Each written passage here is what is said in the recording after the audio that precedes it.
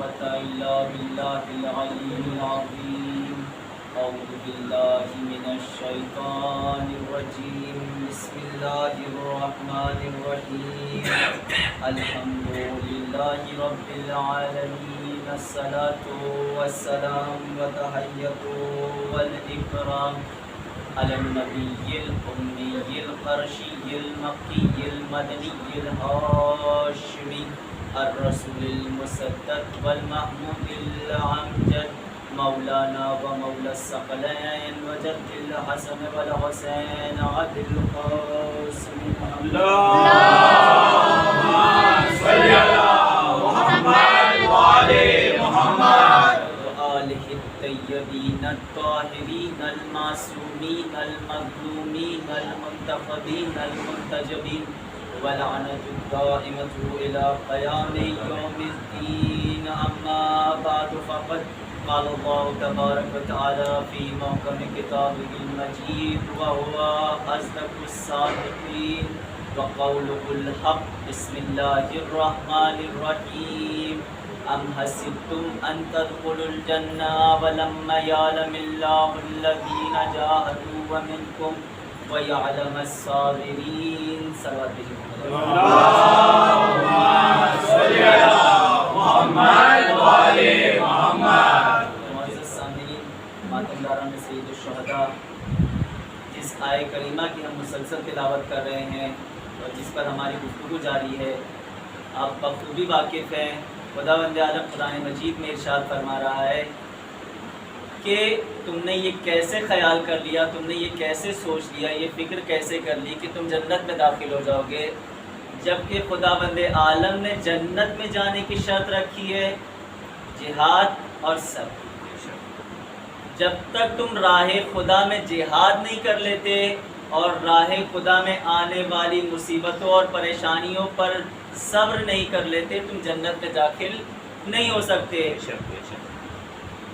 آواز دوں گا کہ پالنے والے، کیا کوئی دلیل ہے، کیا کوئی مثال ہے کہ جس سے ہم ثابت کر سکیں کہ مجاہدین کون ہیں اور اللہ کی راہ میں صبر کرنے والے کون ہیں؟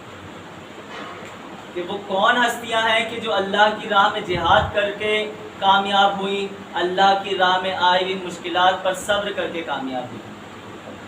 تو روایت آگے بڑھ کے بیان کرتی ہے کہ چلو میں بیان کروں. مکے کا ماحول ہے، پرآشوب ماحول، زمانہ خراب ہو رہا ہے، رسول کی جان کو خطرہ ہے. ہجرت کا ارادہ کیا رسول نے، ہجرت کا ارادہ کیا کہ اب مکے سے چلیں ہجرت کر کے مدینے کو. مولائے کائنات کو بلایا، کہا یا علی میں چاہتا ہوں کہ آپ میرے بستر پر آج سو جائیں، آپ آج میرے بستر پر سو جائیں تاکہ میں ہجرت کر کے یہاں سے مدینے چلا جاؤں. مولائے کائنات کو کہا کہ اے علی، یہ بستر پہ سونا سکون کا بستر نہیں ہے، نہ یہاں اطمینان کی نیند آنے والی ہے، کیونکہ آپ کو تلواروں کے سائے میں سونا ہے.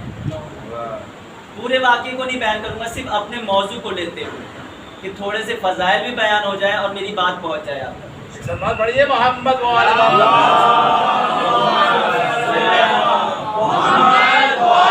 محمد. اے علی، تلواروں کے سائے میں آپ کو سونا ہے. ہمیں اگر کوئی کہہ دے کہ وہی اگر لاک ڈاؤن کا ماحول ہو، ایک قدم باہر نکال کے آ جاؤ جہاں پولیسوں کا ڈیرا ہو، تو صرف پولیس ہے، وہ آپ کو 2 ڈنڈا مار کے اندر بھیج دے گی، قتل نہیں کرے گی. یا آپ کو کوئی ایسی جگہ سونے کے لیے کہہ دے کہ جہاں خطرہ ہو، بہت ساری دولت رکھی ہے، کہا کہ یہاں سو جاؤ، آج اس کی حفاظت کرنا ہے اس دولت کی تمہیں، اور صبح جو ہے میں آؤں گا اور اپنی دولت لے جاؤں گا، اس میں سے کچھ حصہ جو ہے تمہیں حفاظت کر دے دوں گا. اتنی دولت اور خبر اس کی چوروں کو ہو جائے، اب نہ دینے کی صورت میں چور آپ کو قتل کر جائیں، تو کیا آپ راضی ہوں گے کہ میری جان چلی جائے گی چند پیسے کے لیے میں اپنی جان کیوں دوں؟ رسول نے کہا ہے علی، یہ اطمینان کی جگہ نہیں ہے، یہاں سکون نہیں ملے گا، کیونکہ مشرکین اس ارادے میں ہیں موقع کی تلاش میں کہ موقع ملے اور رسول کو قتل کر دیں. آپ کو میرے بستر پہ سونا ہے اور اس انداز میں سونا ہے کہ جیسے میں سوتا ہوں، جیسے میں سوتا ہوں اس انداز میں سونا ہے۔ اب تاریخ کیا بتاتی ہے کہ مولائے کائنات نے یہ نہیں کہا کہ یا رسول اللہ کیا میرے سونے سے آپ کی جان بچ جائے گی، تاریخ بتاتی کہ مولائے کائنات نے سجدہ شکر کیا کہ پالنے والے تیرا شکر ادا کرتا ہوں کہ تو نے مجھ علی کو یہ موقع دیا کہ میں تیرے حبیب کے بستر پر سو سکوں اور تیرے حبیب کے بستر پر سو سکوں تاکہ ان کی جان بچ جائے اور وہ ہجرت کر کے مدینے واپس لوٹ جائیں، مدینے چلے جائیں۔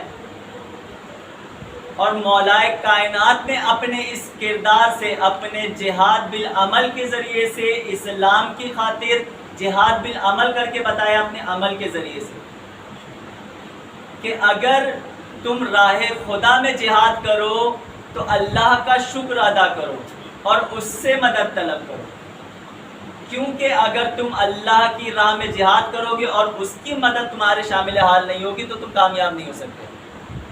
مولائے کائنات نے سجدہ کر کر اور یہ جہاد بالعمل کر کے بتایا کہ میں آج راہ اسلام میں، راہ خدا میں جہاد کر رہا ہوں کہ رسول کی حفاظت ہو سکے، میں ان کے بستر پر تلوار کے سائے میں سو رہا ہوں۔ پورا واقعہ بیان کرنے کی ضرورت نہیں، صرف ایک اور نقطہ بیان کر دوں کہ ایسی تلوار کے سائے میں کہ تلوار، ننگی تلوار لیے 40 افراد بستر کا گھیرا کیے ہوئے ہیں کہ اب موقع ملے اور قتل کر دیں۔ لیکن جب صبح کسی نے مولائے کائنات سے سوال کیا کہ یا علی تلوار کے سائے میں آپ کو نیند کیسی آئی، تو مولائے کائنات کا جواب سن کر ہر کوئی حیران ہو گیا۔ مولائے کائنات نے کہا کہ مجھ علی کو بستر رسول پر ایسی نیند آئی کہ آج سے پہلے کبھی نہیں آئی۔ صلوات بھیجو محمد علیہ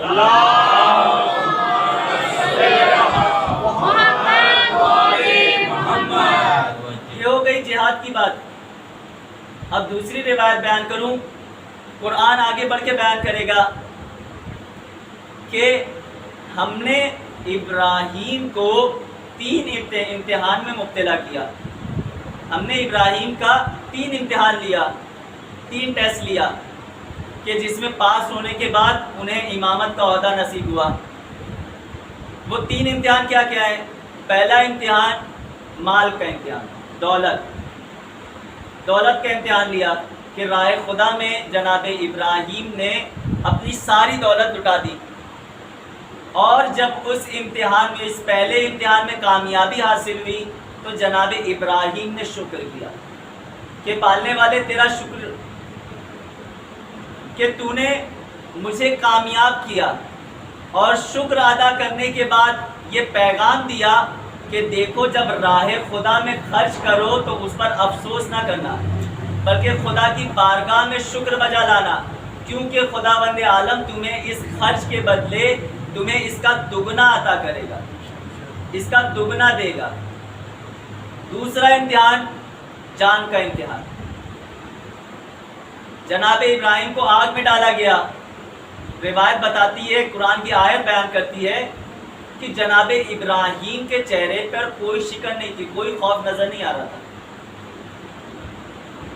جب انہیں آگ میں ڈالا گیا، آگ گلزار ہوئی، سجدہ شکر بجا لائے، کہا پالنے والے تیرا شکریہ کہ میں کامیاب ہوا اس امتحان میں بھی، اور شکر ادا کرنے کے بعد بتایا کہ دیکھو جب ایسا کوئی وقت آئے تمہارے پر، اسلام پر، کہ تمہیں اپنی جان قربان کرنا پڑے تو اس سے گریز نہ کرنا۔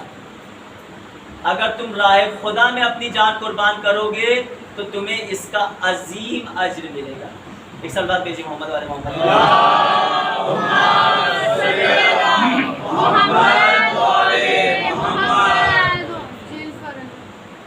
اپنی جان قربان، ایک صلوات بھیجیے محمد۔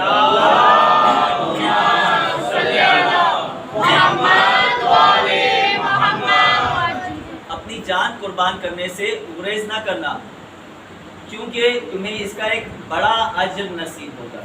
یہ 2 امتحان ہو گئے، مال کا امتحان جناب ابراہیم نے دے دیا، جان کا امتحان دے دیا، کامیاب ہو گئے۔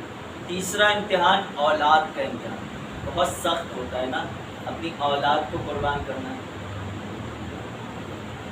تیسرا امتحان اولاد کا تھا، مال قربان کر دیا، کوئی شکوہ نہیں کیا، کوئی شکن نہیں آئی، جان کے لیے قربان کرنے کے لیے تیار ہو گئے، کامیاب بھی ہو گئے۔ خواب دیکھا، بیٹے کے پاس آئے، کہا ہے میرے لال میں نے خواب دیکھا ہے کہ میں تمہیں ذبح کر رہا ہوں۔ چونکہ نبی تھے، ان کا خواب حقیقت پر مبنی تھا، وہ جانتے تھے کہ حکم پروردگار ہے۔ اب کیونکہ باپ ہے، بیٹے سے مشورہ کرے، میرے لال میں نے خواب دیکھا ہے، اور بیٹا بھی معصوم، کہا ہے میرے بابا آپ نے خواب دیکھا ہے، حکم خدا ہے، آپ بجا لائیے، مجھے صبر کرنے والوں میں پائیں گے، آپ اس حکم کو بجا لائیے، مجھے صبر کرنے والوں میں پائیں گے۔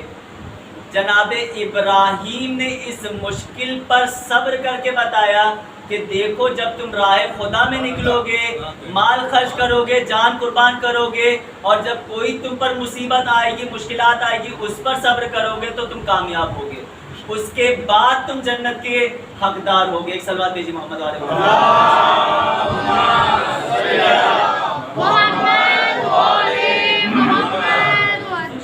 آئی مصیبت اور صبر کیا کہ بابا آپ بجا لائیے حکم، آپ مجھے صبر کرنے والوں میں پائیں گے۔ جناب ابراہیم نے دونوں امتحان دیا مگر شکوہ نہیں کیا۔ اس وقت مشورہ کیا کہ اولاد کا امتحان تھا، بہت سخت امتحان تھا۔ ہم نے کربلا میں بھی دیکھا کہ کسی نے کتنی اپنی اولاد کو قربان کر دیا، اور اس کے بعد شکر بجا لاتے ہوئے نظر آئے کہ پالنے والے تیرا شکریہ، تیرا شکر ادا کرتے ہیں کہ ہم کامیاب ہوئے، تو مجھ سے راضی ہو گیا۔ بات کو آگے بڑھاؤں، قرآن کی آیت کہ جب تک تم جنت میں نہیں جا سکتے، اس وقت تک نہیں جا سکتے جب تک تم جہاد نہ کر لو، صبر نہ کر لو۔ گفتگو کو آگے بڑھاتے ہوئے، ہر عبادت کے دو پہلو ہوتے ہیں۔ آپ جو بھی عبادت انجام دیتے ہیں اس کے دو پہلو ہوتے ہیں۔ ایک پہلو ہے عبادتی پہلو، دوسرا پہلو ہے سیاسی پہلو۔ ایک عبادت کا عبادتی پہلو ہے اور دوسرا سیاسی پہلو ہے۔ عبادتی پہلو کیا ہے؟ نماز کا وقت ہوا، اذان ہوئی، اذان سنا آپ نے، وضو کیا، گھر میں مصلی بچھایا، گھر میں نماز پڑھ لیا، آپ کو اس کا اجر ملے گا، مگر صرف اتنا کہ جتنا 4 رکعتی نماز مثلا ظہر کی نماز کی، صرف آپ کو اتنا ہی 4 رکعتی نماز کا ثواب ملے گا۔ پہلا ہے کہ عبادتی پہلو، عبادتی پہلو کہ آپ نے اذان سنی، گھر میں وضو کیا، مصلی بچھا کر نماز پڑھ لیے اور نماز تمام ہوئی، آپ کو اس کا اجر ملے گا صرف اسی 4 رکعت کا۔ ماہ رمضان کا مہینہ آیا، آپ نے روزہ رکھا اور افطار کا وقت ہوا، آپ نے گھر میں ہی گھر والوں کے ساتھ بیٹھ کر افطار کر لیا، آپ کو اسی ایک روزے کا اتنا ہی ثواب ملے گا جتنا ایک روزے کا ثواب ہے۔ ماہ محرم آیا، ایام اعزا، وقت ہوا مجلس کا کہ اور لائیو مجلس آ رہی تھی، آپ نے چینل آن کیا، ٹی وی کے سامنے بیٹھ گئے اور مجلس میں شریک ہو گئے، آپ کو ثواب ملے گا اتنا ہی۔ یہ ہے عبادتی پہلو۔ عبادت کا عبادتی پہلو یہ ہے کہ نماز کا وقت ہوا، آپ نے گھر میں پڑھ لیا، روزہ رکھا، آپ نے افطار گھر میں کر لیا، مجلس کا وقت ہوا تھا، آپ نے مجلس گھر میں بیٹھ کر سن لیا، یہ عبادتی پہلو، اس کا سب کا ثواب ملے گا، لیکن اتنا ہی جتنا اس کا ثواب ہے، جتنا فکس ہے۔ سیاسی پہلو کیا ہے عبادت کا؟ نماز کا وقت ہوا کہ دیکھا آپ نے مثلا 10 منٹ باقی ہے نماز کے لیے، آپ نے لباس تبدیل کیا، ارادہ کیا کہ اب میں جو ہے مسجد جاؤں گا، جماعت سے نماز پڑھوں گا، میں جماعت کے ساتھ نماز پڑھوں گا، آپ نے یہ ارادہ کیا، اللہ نے آپ کے نامہ اعمال میں ایک نیکی اس ارادے کے بیس پر ایک نیکی لکھی۔ آپ گھر سے نکلے مسجد کے لیے، آپ نے گھر سے لے کر مسجد آنے تک جتنے قدم آپ نے چلا، جتنا قدم آپ کا بڑھا، آپ کے ہر قدم کے عوض خداوند عالم نے آپ کے نامہ اعمال میں نیکی لکھی۔ ایک سلام پڑھیے محمد وآل محمد۔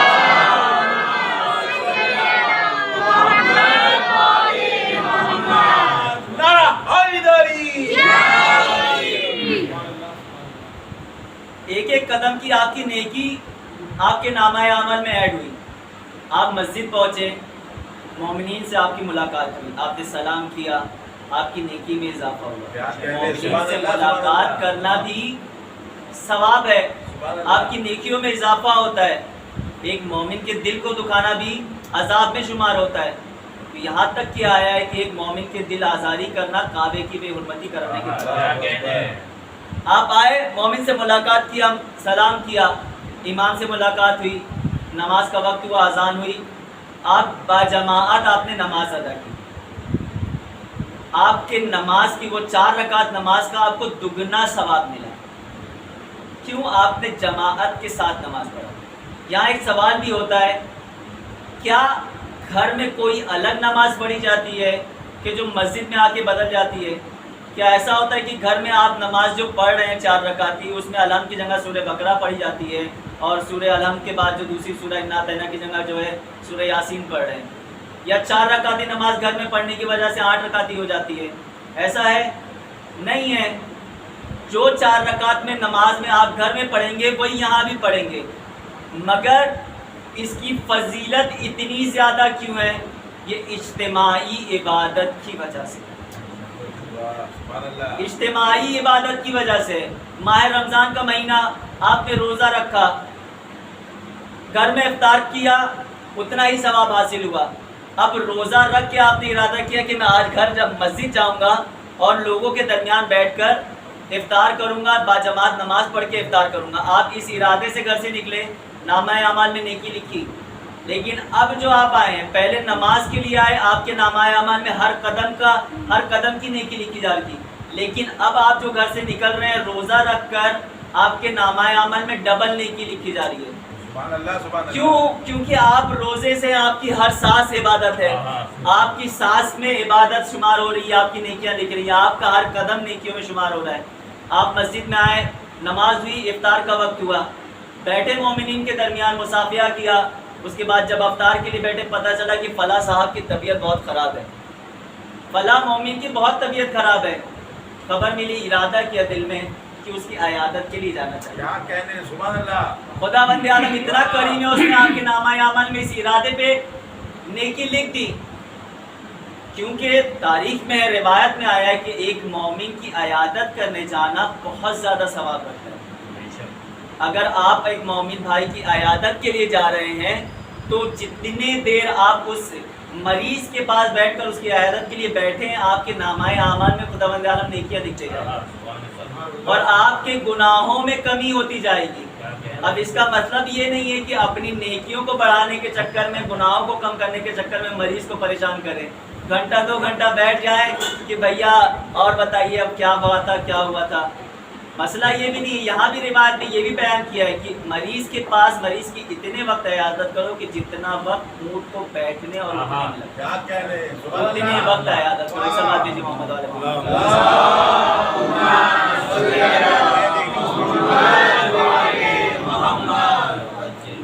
کیونکہ اب آپ اجتماعی پہلو میں آئے, آپ کو خبر ہوئی, آپ اس کی عیادت کے لیے گئے, آپ کے نامہ اعمال میں اور اضافہ ہو گیا.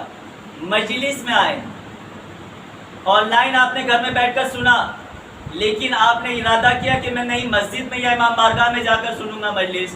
آپ آئے, فرش اعضاء پر بیٹھے, خداوند عالم نے آپ کو توفیق دی فرش اعضاء پہ بیٹھنے کی. اب یہ توفیق فرش اعضاء پہ بیٹھنے کی, آپ کا جتنا وقت آپ فرش اعضاء پہ بیٹھے وہ عبادت میں شمار ہو رہا ہے, عبادت میں گنا جا رہا ہے. اور یہ آپ کی جمعیت کو بیان کر رہا ہے کہ آپ کی جمعیت, آپ کا اتحاد بیان کر رہا ہے. اور خود معصوم بیان کرتے ہیں کہ عبادتوں کو جو ہے باجماعت جمعیت کے ساتھ ادا کرو. ایک جگہ جب جلسہ کرو تو جمعیت کے ساتھ کرو, الگ بیٹھ کر عبادت کو انجام نہ دو. جہاں تم الگ بیٹھ کر عبادت کرو گے وہاں تمہاری جمعیت کا دگنا ثواب ہوگا, اور تمہارا یہ عمل دشمن کی پشت توڑنے کے برابر کام آئے گا کہ وہ تمہاری قدرت کو, تمہاری طاقت کو دیکھ کر خوف کھائے گا. کیوں خداوند عالم نے حکم دیا کہ حج کرنے کے لیے مکے جاؤ اتنا دور؟ بھائی آپ نماز ہندوستان میں پڑھ رہے ہیں, روزہ ہندوستان میں رکھ رہے ہیں, خمس و زکوٰۃ ہندوستان میں دے رہے ہیں, کیوں خداوند عالم نے نہیں کہا کہ بھائی ہندوستان میں بیٹھ کے حج کر لو، کیوں دوسرے ملک والوں کو نہیں کہا کہ بھائی اپنے اپنے ملک میں بیٹھ کر حج کرو؟ کیوں حکم دیا کہ اتنا دور جاؤ حج کرنے کے لیے؟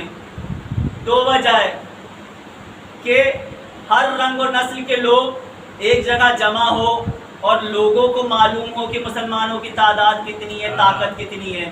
دوسری وجہ کہ تمہارے اندر جو یہ غرور پیدا ہوتا ہے، یہ گھمنڈ پیدا ہوتا ہے کہ میں اتنا ثروت مند ہوں، اتنا دولت مند ہوں، اتنی میرے پاس دولت ہے، اتنا میرے پاس پیسہ ہے کہ میرا لباس لاکھوں کا ہے، میرے لباس میں اتنے ہیرے جواہرات جڑے ہوئے ہیں۔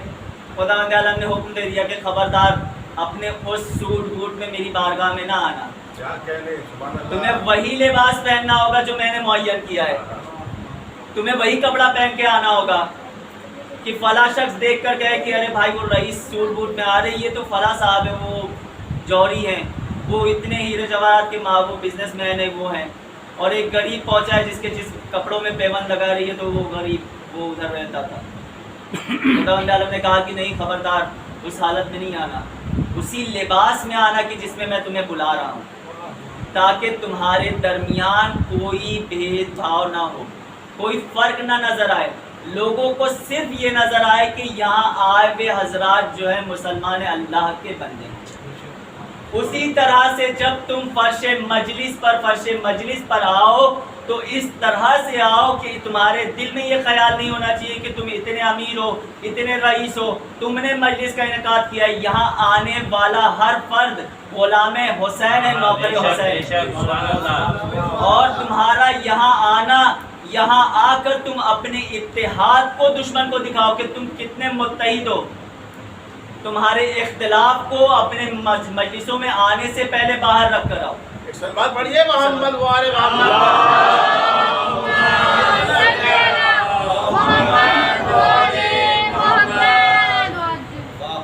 اپنے اختلافات کو مجلس کے باہر رکھ کر آؤ۔ بہت افسوس ہوتا ہے اس وقت کہ جب ایک مومن دوسرے مومن کے خلاف ہوتا ہے، اور اس میں ہمارا نقصان بہت زیادہ ہے، دشمن کا کوئی نقصان نہیں ہے، اس کا فائدہ ہے۔ وہ یہی چاہتا ہے کہ ہمارے درمیان اختلاف پیدا ہو، وہ ہماری طاقتوں سے خوف کھاتا ہے۔ سبحان اللہ، سبحان اللہ۔ اس مجلسوں کا انعقاد کرنے کا حکم اسی لیے دیا علماء نے کہ اپنی مجلسوں سے تم اتحاد کو ثابت کرو۔ اہل بیت کے دشمنوں پر کہ میں نے خود دیکھا ہے، ایک جگہ گیا تھا، پوری بات نہیں بتاؤں گا، صرف دیکھا ہے کہ آپس میں اتنا اختلاف ہوتا ہے کہ لوگ جو مسجد یا امام بارگاہ کے مینجمنٹ ہوتے ہیں وہ یہ کہتے ہیں کہ ہمارے انڈر میں مسجد ہے لہٰذا تم نہ آنا۔ میں نے یہاں تک خود سنا ہے، میں خود شاہد ہوں اس بات کا کہ ایک جگہ گیا تھا جہاں پر میں نے یہ بات سنی اور دیکھی ہے، میں نے 10 سال لوگ اس مسجد امام بارگاہ میں نہیں آئے، گھر کے پاس ہونے کے باوجود۔ کیوں؟ آپسی اختلاف کی وجہ سے۔ بہت افسوس ہوتا ہے، ہمیں اپنے اندر اتحاد قائم کرنا ہے، اس طرح سے اتحاد ہونا چاہیے کہ دشمن اگر ہم پر حملہ کرنے کا ارادہ بھی کرے تو اس کا یہ ارادہ کرنے سے پہلے اس کی کمر ٹوٹ جائے، کہ ہم جس پر حملہ کرنے والے ہیں وہ ایک ساتھ ایک بن مٹھی ہیں، اور ان کا سامنا کرنا معمولی بات نہیں ہے۔ آج دشمن جو ہے ہم پر حملہ اسی لیے اتنا زیادہ کر رہا ہے، وہ ہم سے پہلے ہمارے مرجعیت کو دور کرنا چاہتا ہے، ہمیں ہماری مرجعیت سے دور کرنا چاہتا ہے، کہ ان کے درمیان پھوٹ ڈال رہا ہے کہ تقلید کیا چیز ہے۔ آج یہی وجہ ہے کہ آج ہماری قوم میں بہت سے ایسے افراد ہیں کہ جو سوال کرتے ہیں مولانا تقلید کیا ہے، بڑے بڑے لوگ ہو جاتے ہیں لیکن معلوم نہیں کہ تقلید کیا چیز ہے۔ یہ سب دشمن کی سازش ہے، کیونکہ ہم ان پر دھیان نہیں دیتے، ان چیزوں پر دھیان نہیں دیتے کہ جو ضروری ہے ہمارے دین کے لیے، ہماری مفاد کے لیے، ہمارے دین کی حفاظت کے لیے۔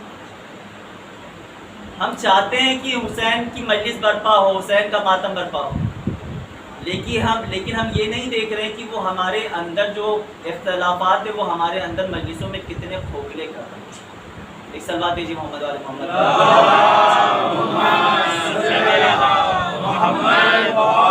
محمد۔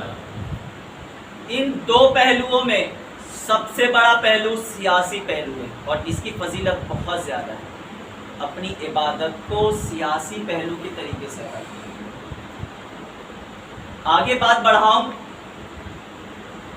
قرآن حکم دے رہا ہے کہ اپنے نفس کی جنگ میں اسلحہ بناؤ معصومین کی محبت کو، اہل بیت کی محبت کو۔ آیت نازل ہوئی، بسم اللہ الرحمن الرحیم، اے میرے حبیب کہہ دیجئے قل لا اسألکم علیہ اجرا الا المودۃ فی القربى، اے میرے رسول کہہ دیجئے کہ میں کچھ نہیں چاہتا سوائے اس کے کہ میرے قرابت داروں سے محبت کرو، محبت اختیار کرو، مجھے کچھ نہیں چاہیے سوائے اس کے کہ میرے اہل بیت سے محبت کرو۔ اور قرآن آواز دے رہا ہے کہ اسلحہ بناؤ محبت اہل بیت کو، محبت معصومین کو اپنی نفس کی جنگ میں۔ کس طرح سے؟ رسول خدا صلی اللہ علیہ وسلم ارشاد فرماتے ہیں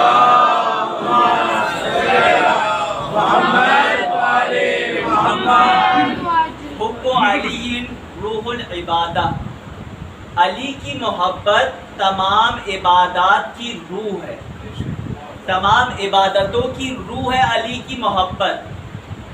کیا کوئی انسان بغیر روح کے زندہ رہ سکتا ہے؟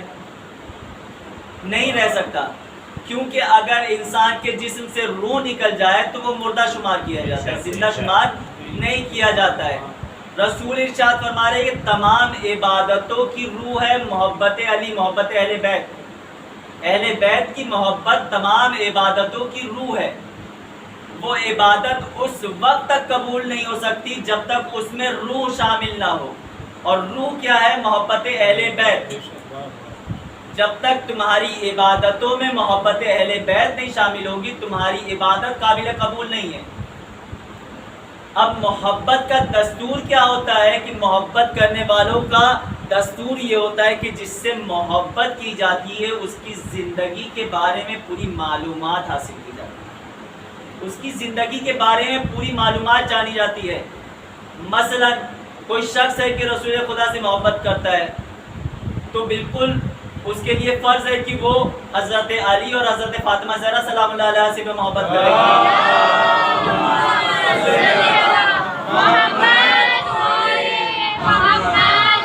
حسنین سے بھی محبت کرے، حتیٰ کہ چہاردہ معصومین سے محبت کرے۔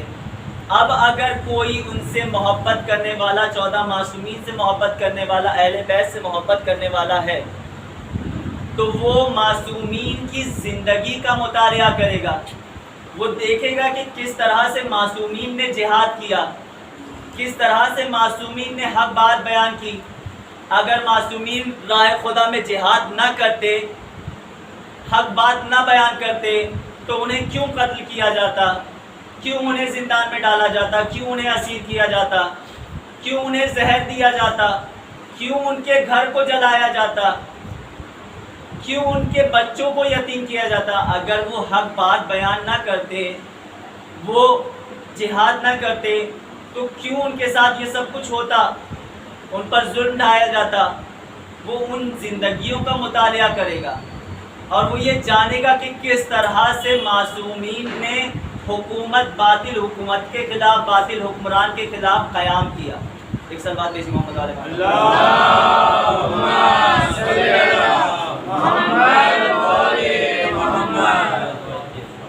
کس طرح سے معصومین نے باطل حکومت کے خلاف قیام کیا، اور وہ یہ جانے گا کہ جہاد کیوں فرض ہے، کیوں واجب ہے جہاد کرنا، کیونکہ معصومین نے جہاد کیا، لہٰذا ان سے محبت کرنے والوں کے لیے بھی فرض ہے کہ وہ راہ خدا میں جہاد کریں۔ اور ہماری گفتگو بھی مسلسل جہاد اکبر کے سلسلے میں چل رہی ہے کہ راہ خدا میں جہاد کرو، اور سب سے بڑا جہاد جہاد اکبر۔ معصومین نے دعا کے ذریعے جہاد کیا، تحریک کے ذریعے، باطل حکومتوں کے ذریعے جہاد کیا، لہٰذا اب ہم پر بھی فرض ہے کہ ہم بھی معصومین کی زندگی پر عمل کرتے ہوئے راہ خدا میں جہاد کریں۔ کسی شاعر نے ایک بہترین شعر کہا ہے کہ یزیدیت کو مٹاؤ اسے بلا سمجھو، یزیدیت کو مٹاؤ اسے بلا سمجھو، خدا کے واسطے مفہوم کربلا سمجھو، خدا کے واسطے مفہوم کربلا سمجھو۔ صرف کربلا اس لیے نہیں ہے کہ اس پر تم گریا کرو، آنسو بہاؤ، اس کے مقصد کو سمجھو، اس کے مفہوم کو سمجھو۔ ایک سوال دیجیے محمد علیہ محمد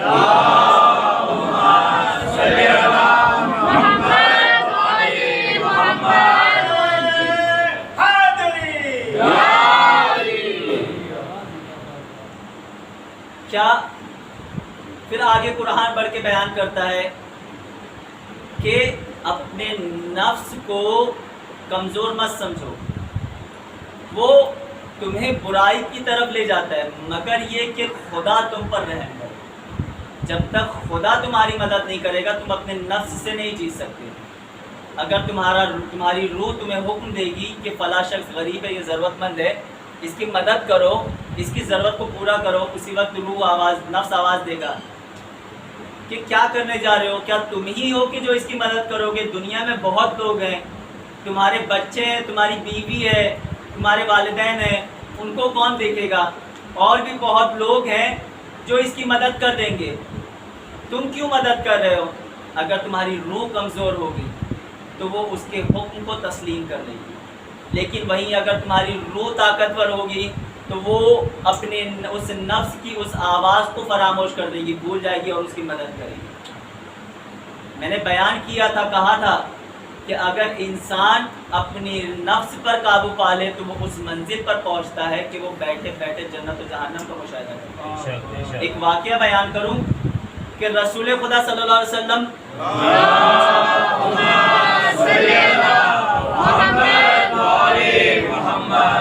مسجد میں تشریف فرما ہے اپنے اصحاب کے ساتھ، وہیں ایک شخص بیٹھا ہے، روایت بتاتی ہے کہ وہ بہت کمزور شخص ہے، بہت پتلا دبلا، اور اس کا عالم یہ ہے کہ وہ اپنی آنکھیں بند کرتا ہے اور کھولتا ہے، اپنی آنکھیں بند کرتا ہے بار بار اور کھولتا ہے۔ رسول نے اس سے سوال کیا، ہے شخص تو کس حالت میں، تیرا حال کیا ہے؟ اس نے فرمایا کہ یا رسول اللہ میں یقین کی منزل میں ہوں، میں یقین کی منزل میں ہوں۔ کہا اس کی نشانی کیا ہے، اس کا ثبوت کیا ہے؟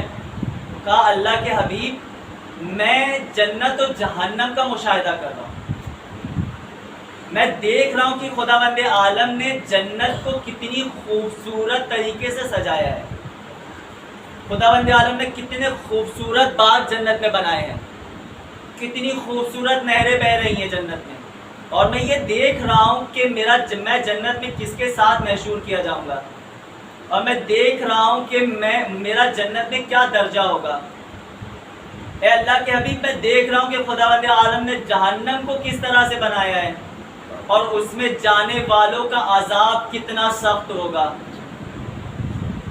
ایک صلوات دیجیے محمد والے محمد۔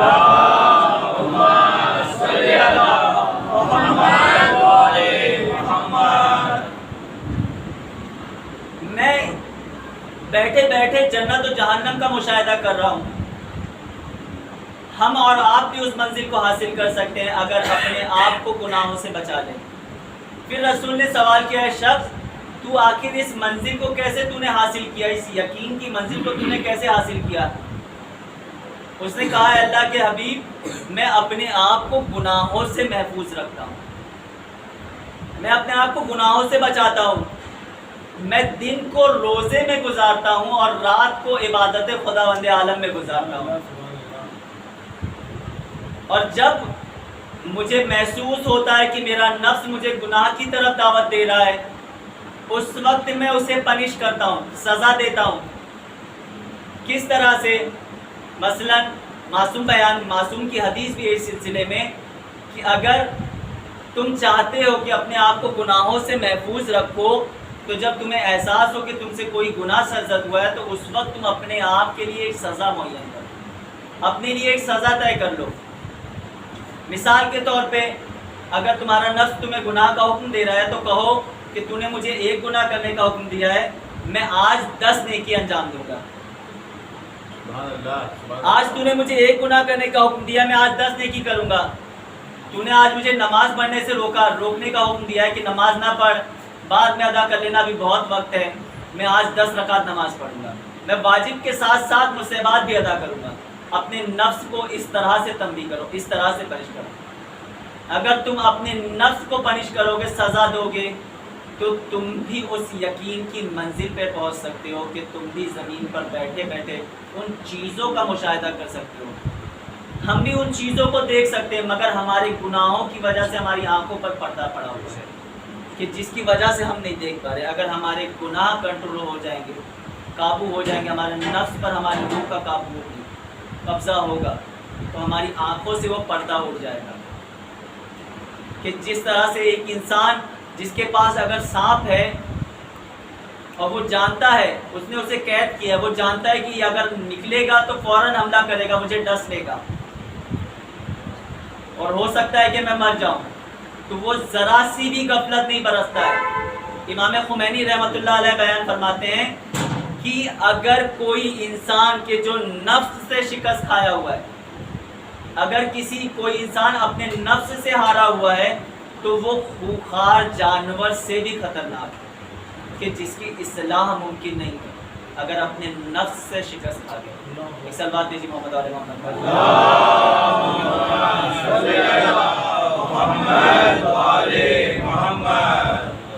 اگر تم اپنے نفس سے شکست کھا جاؤ گے تو تم اس جانور سے، اس خوخار جانور کی مانند ہیں کہ جس کو قابو کرنا مشکل ہے۔ تمہارے نفس کو بھی قابو نہیں کیا جا سکتا اگر تمہارا نفس تمہیں شکست دے۔ بس آج ماہ محرم کی چوتھی تاریخ بھی گزر گئی۔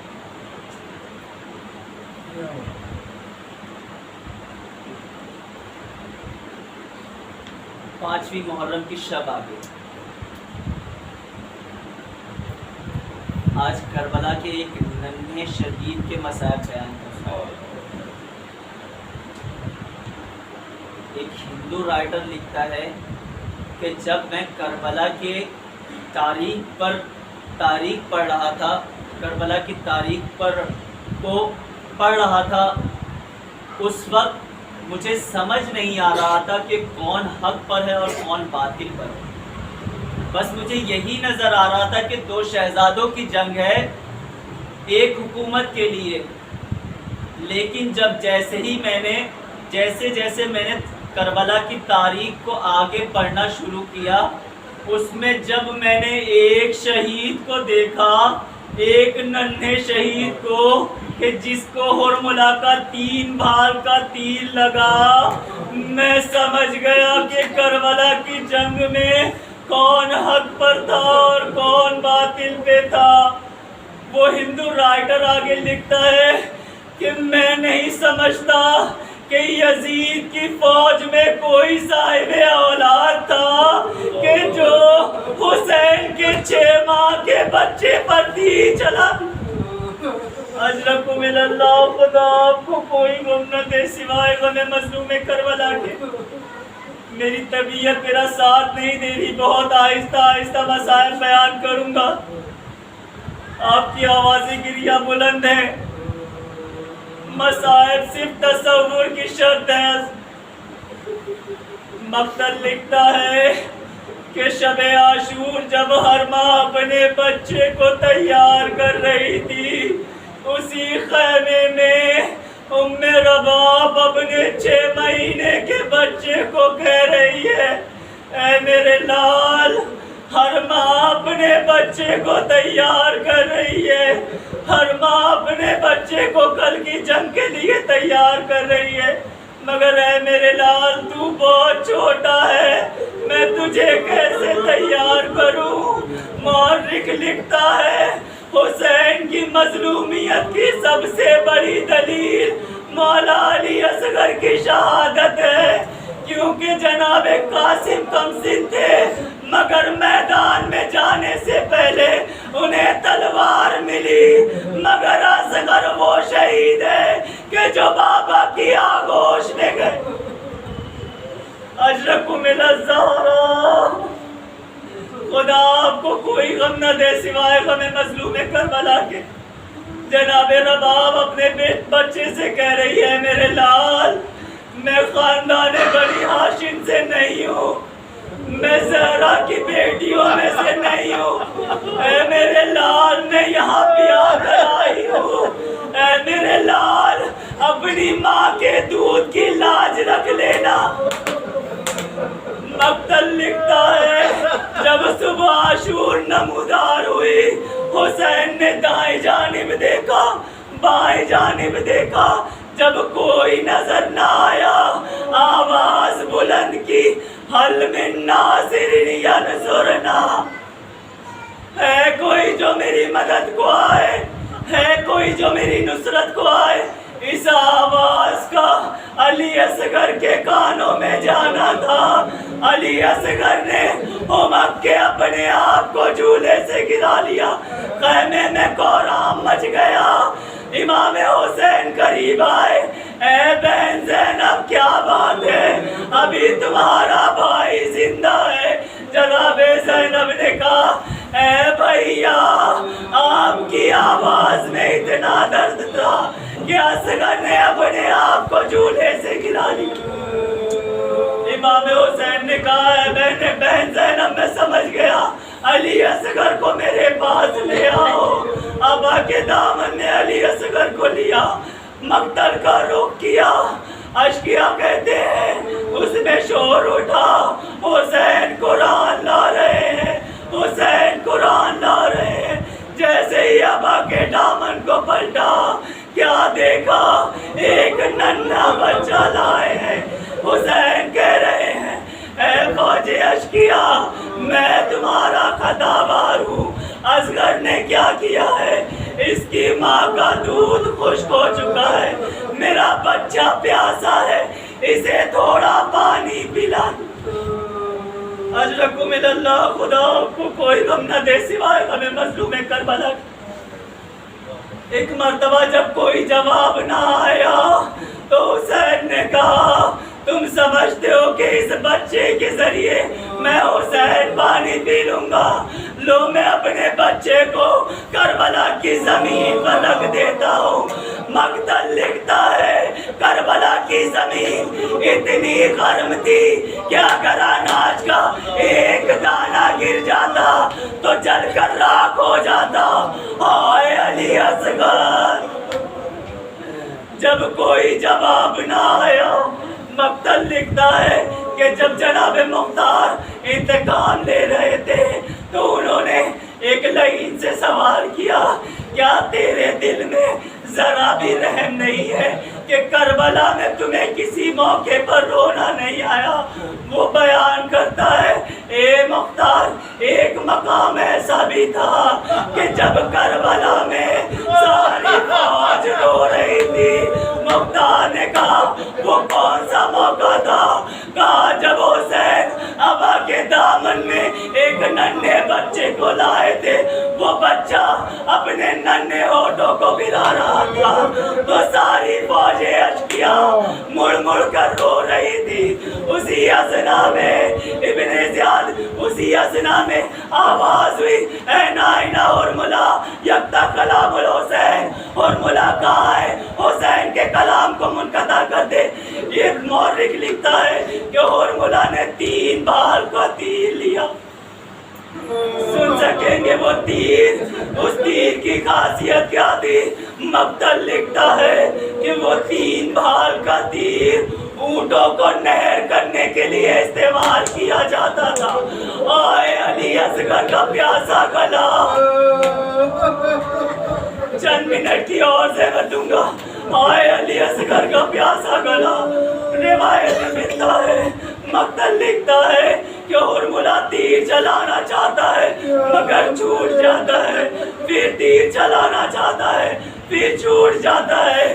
آواز آئی، اے ہرملہ، اگر مجھ سے کوئی پوچھے کہ یزید کی فوج میں سب سے سنگ دل کون ہے تو میں تیرا نام لیتا ہوں۔ تو ایک بچے کو شہید نہیں کر پا رہا، ایک بچے کو نہیں قتل کر پا رہا۔ اور ملا کہتا ہے، میں کیا کروں؟ جب بھی میں تیر چلانا چاہتا ہوں، ایک بی بی اپنی باہیں پھیلائے۔ اے اور ملا، تو بھی صاحب اولاد ہے، میرے حسین کے نام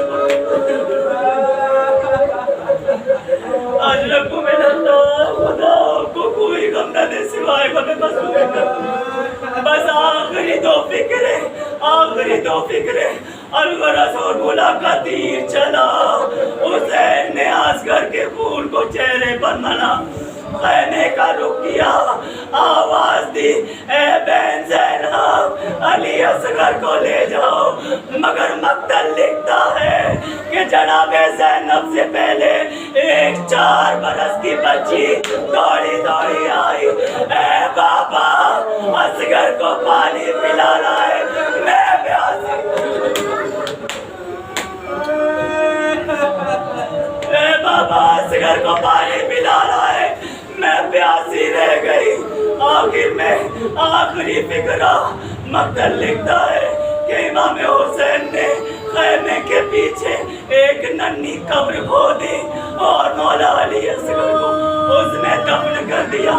جب 11 محرم کی صبح تمام سروں کو تن سے جدا کیا گیا، نیزوں پر سروں کو بلند کیا گیا تو 73 سر نظر آئے۔ کہاں کربلا میں ہم نے 71 سر نظر آئے، کہاں کربلا میں تو کربلا میں کل 72 شہید ہوئے، ایک سر کم ہے۔